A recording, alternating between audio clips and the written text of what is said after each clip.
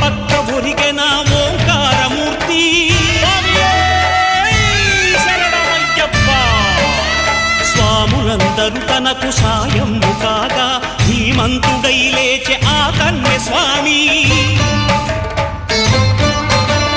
పట్టబంధము వీడి భక్తతతికై పరుగు పరుగున వచ్చె భూమిపైకి నరుడై.